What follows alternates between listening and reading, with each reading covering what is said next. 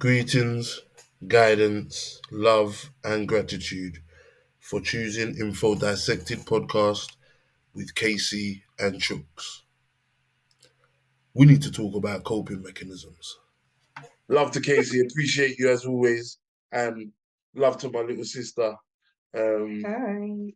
Kalisha, doing it big for the podcast. So yeah, the intros are done. Kalisha, thank you for joining us. Thank you, thank you. It's a pleasure. Mhm.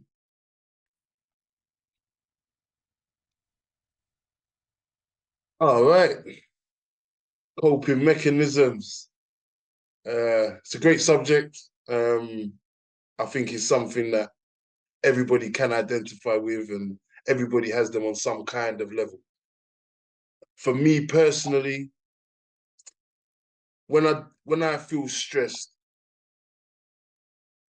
I believe that I kind of either shut down or, you know, I'm I would like to think I'm a hilarious person. So I kind of find a I find a way to, laugh things off a lot, jovialize, make fun of myself, of other people. So maybe that's a bit of a distraction tactic. So that's definitely something that I use. Um, when it comes to actual conflict, rather than just kind of, because I class stress as something that I deal with internally in my head, maybe my perception of things. Um, Conflict I look at more as something that is a reaction to an event. So with things like that, I think I'm much more. It's kind of twofold. I'm either aggressive or hit conflict with conflict, rather than maybe not always aggressive, or I avoid. Um, I'm pretty good at shutting down. I'm pretty good at kind of just like, you know, fading into the back in them kind of situations. Uh, and I tend to, and I love a debate. So, those are probably the ways that but debates with me when conflict is involved, when I'm emotionally invested, can quite easily turn into an argument. And yeah, I think avoidance is another thing, is the main thing that I use to protect myself, because coping mechanisms, I suppose by definitions, are ways to protect yourself. Um, yeah, that's me. When it comes to where my particular coping mechanisms originate from, I just believe that they all stem from the household growing up, um, internal dialogues with myself, growing up as an only child, and um, kind of having a lot of time with my own thoughts. I believe that there was a lot of my coping mechanisms originated from that perspective of kind of not really having the outlet to talk through, and kind of just having my own thoughts and my own perspectives on things. Okay. Well, yeah, I feel like our approaches are probably going to be a little bit similar, but I kind of, the way I guess assessed mine was, one is that I deal with personal and kind of work, related discomfort, if you like, completely differently. So I feel like I'm very able to consciously apply like more positive or more problem focused mechanisms in a kind of work environment.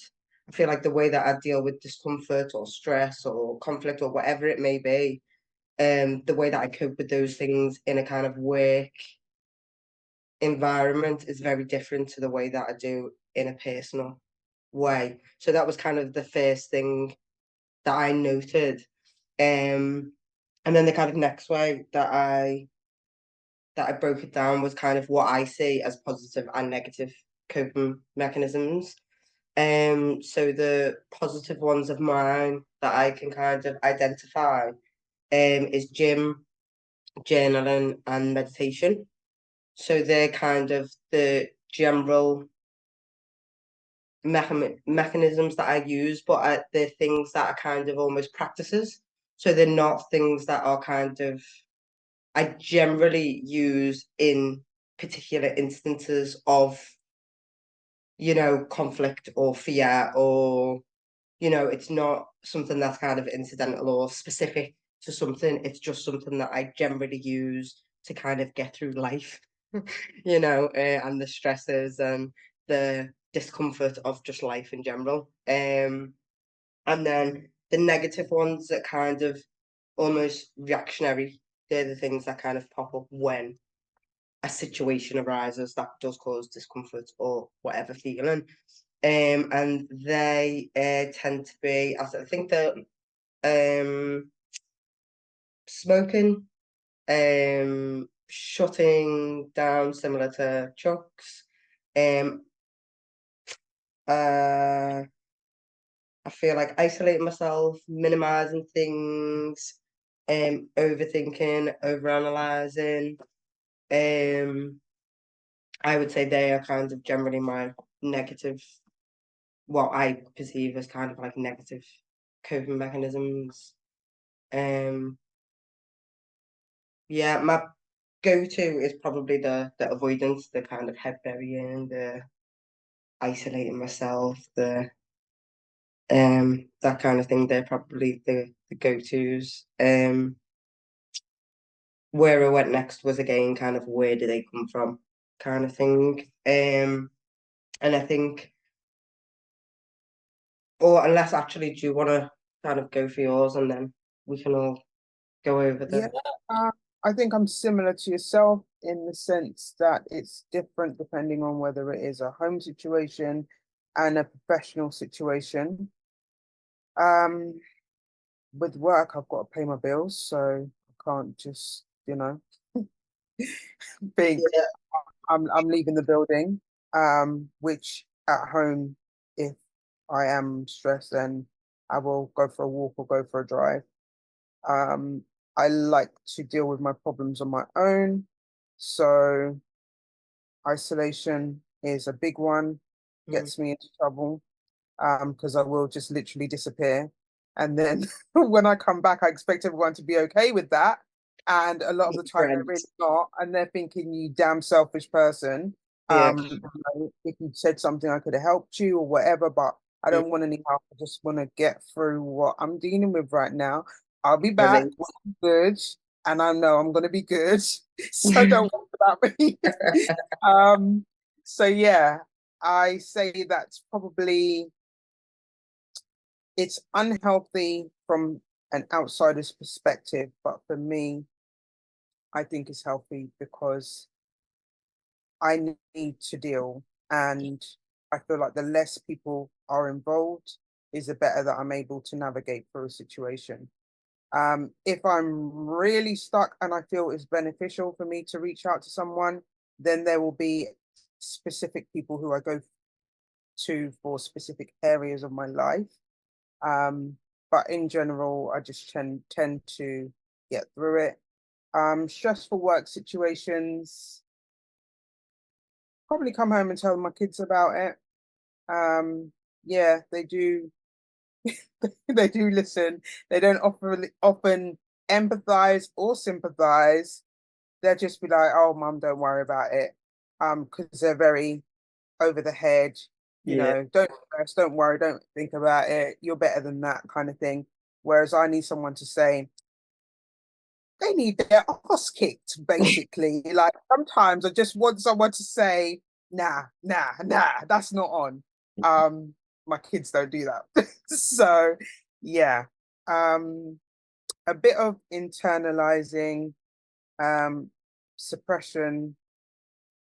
The suppression happens if it's something big that I'm not able to deal with um straight away, or I can't see a way out. So I might just put it in a box somewhere and try and act like it's not happening, which usually makes a problem bigger. I understand that that isn't healthy. And in situations like that, maybe where I've not opened a letter that I've been avoiding, and it's like if I had opened it, the problem wouldn't have been as big as it got to. Yeah. And that's when I kick myself when I've already allowed it to escalate to the point where I now need someone to help me. Whereas if I just opened it 6 months ago, I could have just dealt with it on my own then.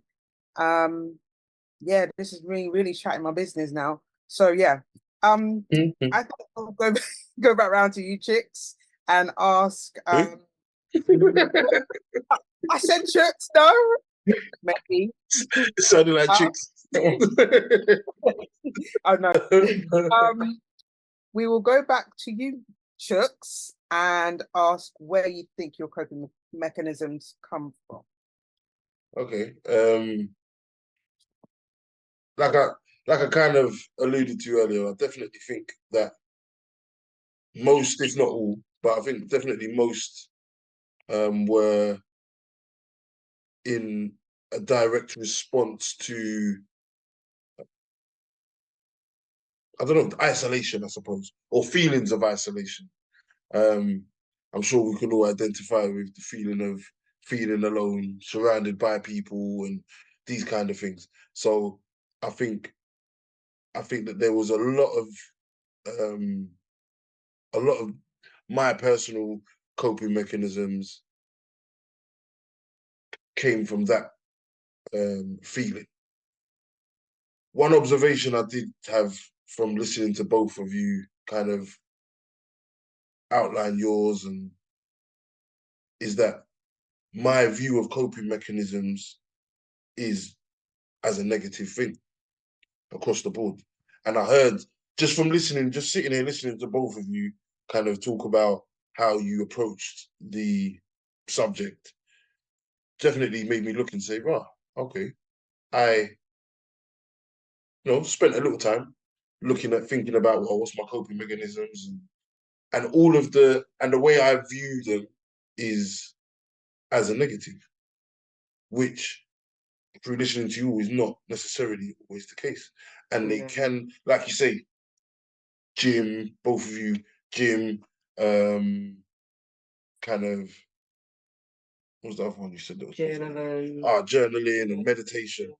And even things like, the social thing, even seeking advice from somebody else can be Yeah. a positive thing, sharing the load that you're always preaching about. 100%. And I think I do that.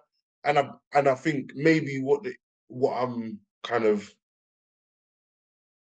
saying is that maybe I didn't categorize those things as coping mechanisms, but Yeah. listening to you all, Yeah. they are ways of me surviving without being too dramatic. Do you know what I mean? Yeah. So again, getting back to your question, where do I think they come from? I think most came from childhood, and I think some have come from experience and trial and error. I just don't think a lot of the things, a lot of my coping mechanisms that are ineffective, I think I still use, and I feel like I definitely have some work to do on,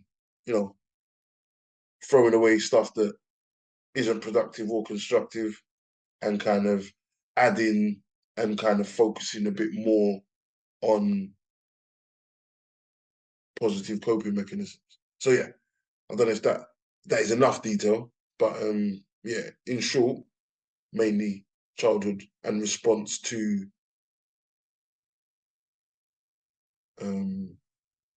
feelings of isolation, I would say.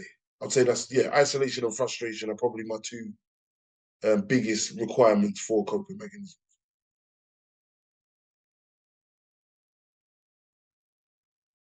And that kind of, I think, encroaches on another episode on attachment theory, because as a detached person who becomes the adult that you're describing through having to navigate through life at a very young age, be self-sufficient, becomes overly independent, problem solves a lot, avoids help at all costs, even if it's offered.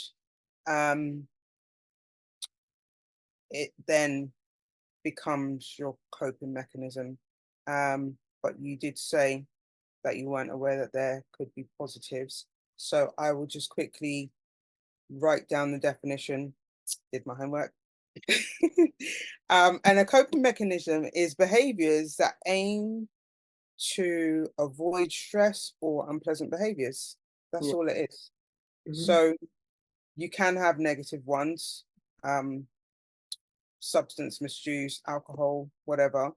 But there are definitely positives.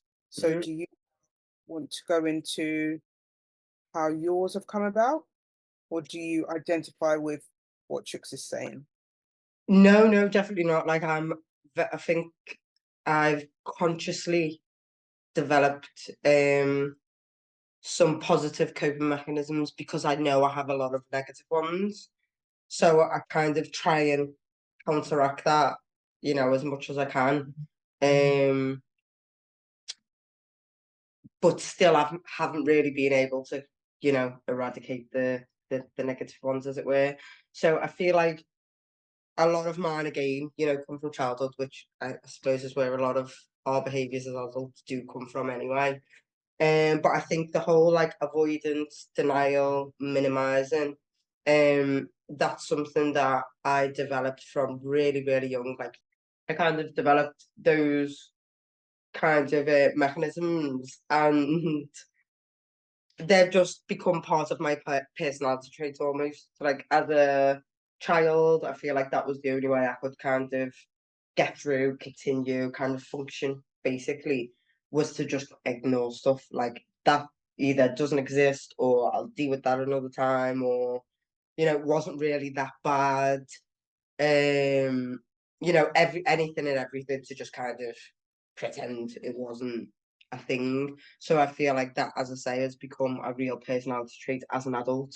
As you say, things like I'll not open a letter, and it's like, although I know if I open it now, I can deal with it now, and it won't be as bad as if I avoid it. I will still avoid it, and it's like, why at my big age can I not kind of accept what I know and then take action, But it's like I just don't. It's that head is buried, and I'm like, I'll deal with it, I'll deal with it, I'll deal with it, and then it's like I don't deal with it until I can't ignore it anymore, until it's like there, and I'm like, okay, now I have no other choice but to kind of either accept or deal with it. However, that may be at the time. So yeah, I feel like that's where those things come from. I think smoking and the gym, again, they were both things that I started doing when I was really young, but not necessarily as a coping mechanism. They were just kind of things that I did as a youngster, and then kind of realized the gym really kind of taps into so many things for me. Whether it's like my anger, self-esteem, competitiveness, kind of routine. It's just kind of taps into so many things. And I realized that again as like a young teen. So I've always had some kind of relationship with fitness.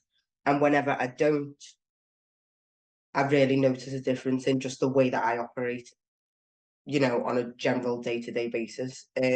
So I feel like that's something again that has almost become a part of who I am. um, and again with the smoking, I just kind of started as a social recreational kind of thing. And then I kind of realized, oh, like if when I'm feeling a certain way, I smoke, I can kind of avoid that. So then that became the relationship that I kind of had with it, until as an adult, I kind of recognized it as a problem and tried to change it. But yeah, as you said, that I think they do kind of just come from either like trauma or certain situations, being a child.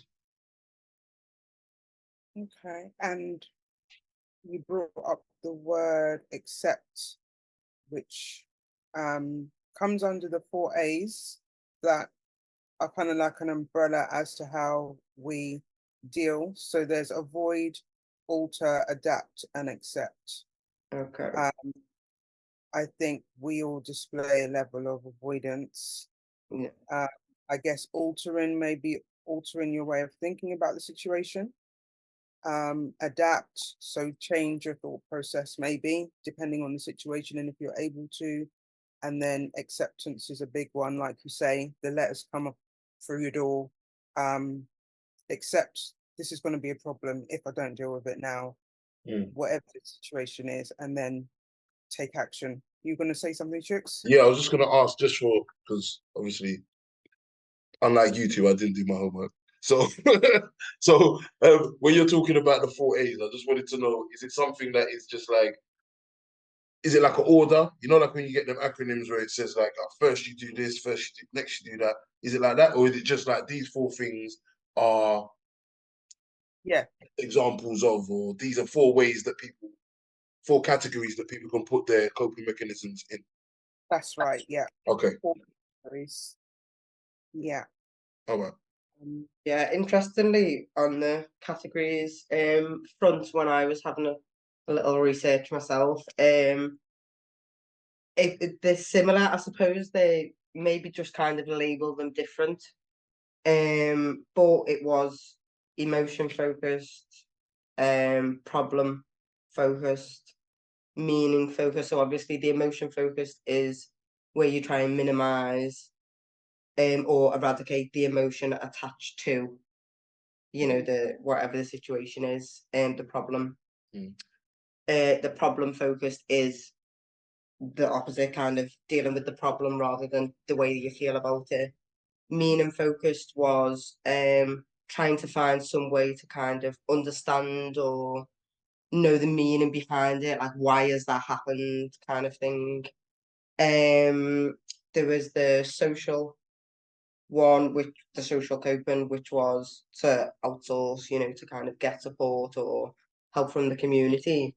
And then the last one was avoidance, as you said, which obviously is just to kind of avoid it. So it is interesting the way you know, there are all of those categorizations. Where does everyone think that they're personally they lean more towards out of those 4 that you just said? Like, would you say that, just for me, I would say that I'm much more either, I mean, very extremes, isn't it? So I'm either going to be avoid it completely, get on with life like it don't happen, or like my whole life is focused on everybody I speak to, every conversation I have, whether it's direct, every conversation I have is going to be about trying to understand or try and get some clarity on the issue.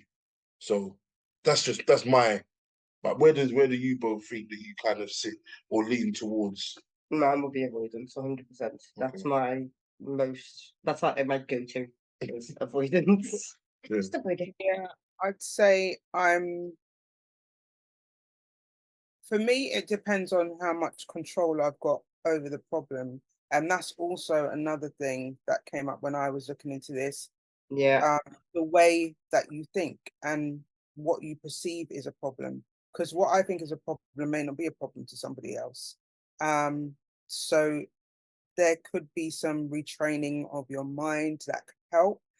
But I'm fully aware that I avoid, but I am also willing to accept in situations I think that are emotional to me. And that's only because my way of dealing with a lot of emotional stuff is you're hurting me or you're making me feel some kind of way. Bye. Like, just close the door. So I've accepted that this person is causing me discomfort or a problem or stress.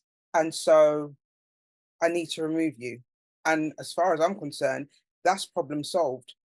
But that isn't really, it's probably putting a band-aid on the situation, because if they were to pop up again in the future, could I maybe navigate through a wholesome conversation? Or is the feelings that I'm feeling now why I've had to close the door on you gonna all come back? So yeah, Emotionally, I'm good at accepting, but it's very black or white. It's either you've done me this and we can't par anymore, or you're worth me working through this problem, and that's what we're going to do. I think avoidance is everything else. So problem at work and I'm not emotionally invested, maybe as far as the children I am, but with colleagues I'm not. So I just go and do my work and leave. And I'll keep on doing that same thing every single day. And I look at these people's faces and think, oh, I can't even stand the sight of you. But go in, say morning, do my work, go. Go in, say morning, do my work, go. And that's just it. And that is the avoidance, because instead of going in and saying, do you know what, we got a problem here, and I'm not going to wake up every morning and my alarm goes off and I snooze it 10 times because I don't want to come into work. I never felt like this before our issue. So we need to sort this out because I'm not waking up feeling this way every day. Yeah, so I recognize that's what I should be doing, but I don't. Blimey. Okay. So were there any other points that anyone else wanted to make? I've got a few other lists of different ways people tend to use, just in case there is anyone that doesn't identify, because we all seem pretty avoidant. Yeah. It might be helpful to hear some other stuff. Yeah, cool. Definitely. So there's also displacement, which means that you take the problem out on those who are closest to you. So someone at work winds you up, you can't be forthcoming with how you feel because you may not keep it 100 professional. So when you go home, your partner or your kids then deal with that wrath that you've been holding in all day. Projection, the example that they gave is maybe if somebody is cheating on their partner because they believe their partner is cheating on them. So they're almost projecting their feelings onto their partner. Rationalization, so kind of making excuses for why you're behaving the way that you're behaving, rather than accepting your behavior. Reaction formation, which is behaving in the opposite way to how you're actually feeling. And I did have a colleague at work in my previous job that came to mind as soon as I read that, because we were going through the same issue. And like I say, I just go in the door, say morning, go get my head down and do my work. And she was like, oh, don't let them bother you. When I walk in, they might not say good morning to me, but I'm going to walk in and I'm going to say, good morning, everyone.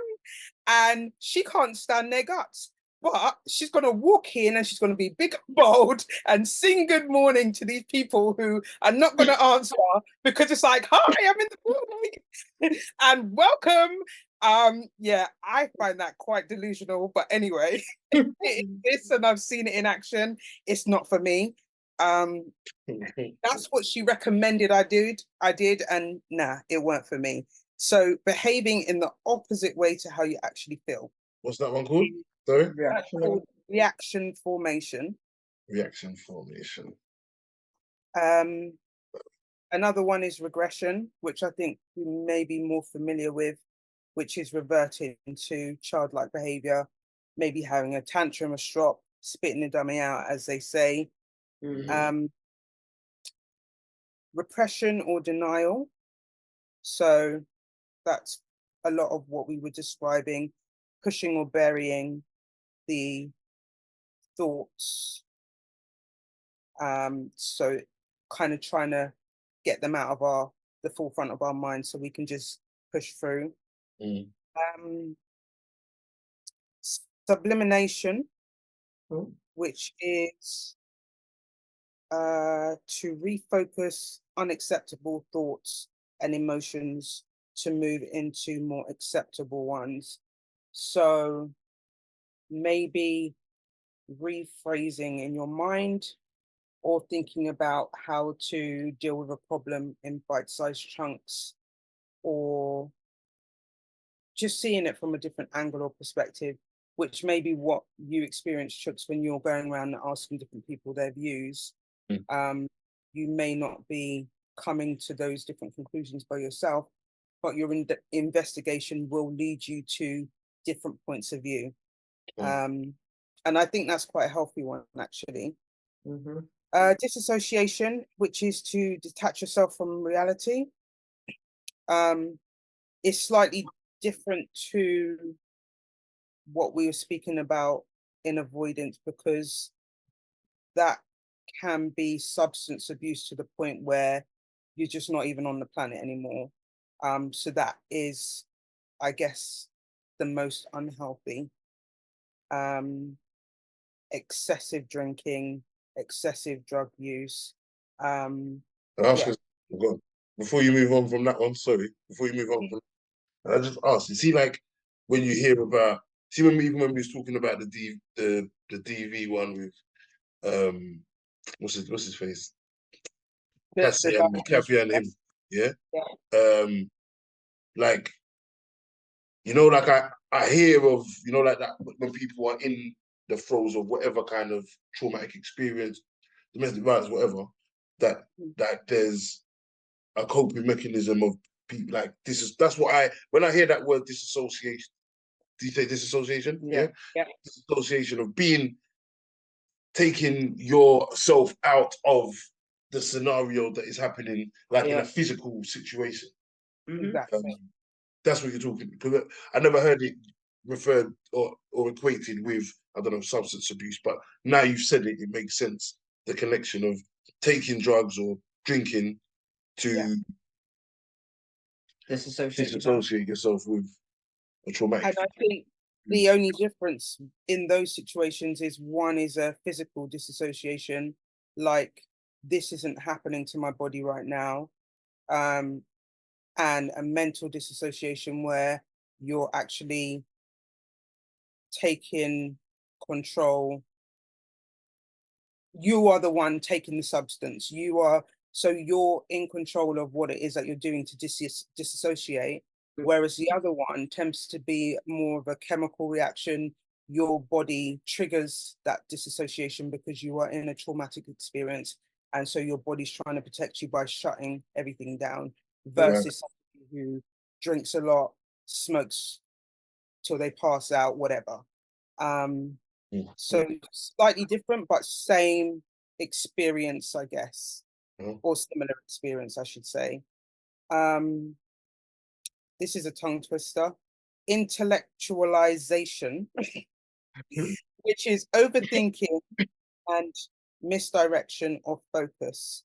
So literally could be staring into space constantly, not in the present, because you're just thinking about this problem, can't get it off of your mind. Overthinking, leading to additional problems that may not even be a factor, just because you're so intent on trying to process this problem.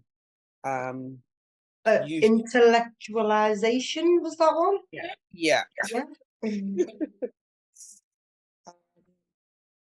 And then the final one is compensation, which is emphasizing strengths and almost counterbalancing the perceived flaws. So instead of thinking about the problem, or, you know, I lost out on this opportunity, I may have lost out on this opportunity, but I've got a holiday booked next week, so see ya.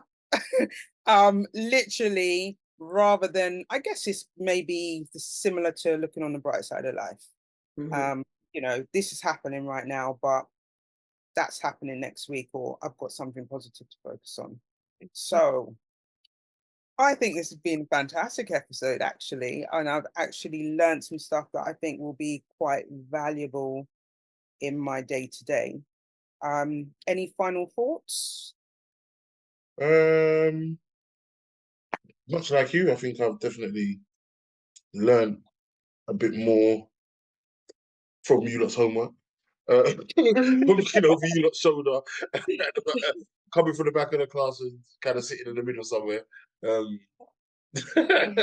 think I definitely gained quite a bit in that regard. I definitely feel like I wish I'd written down the one I was trying to use in a really clever way right now. But whichever I suppose intellectualization would do. But you know, like just kind of I've been able to really talk through some stuff to get me a bit more of an understanding of where I sit in the coping mechanism conversation. So yeah, I'll say that. And Yeah, similarly. I've enjoyed the conversation and definitely feel like I've learned not just only about, I suppose, the way that I cope, but also just coping mechanisms in general. Because I think although I was aware that there was both positive and negative, I think I probably focused more on my negative ones rather than the positive ones. So it was good to kind of think about that side of it as well a little bit more.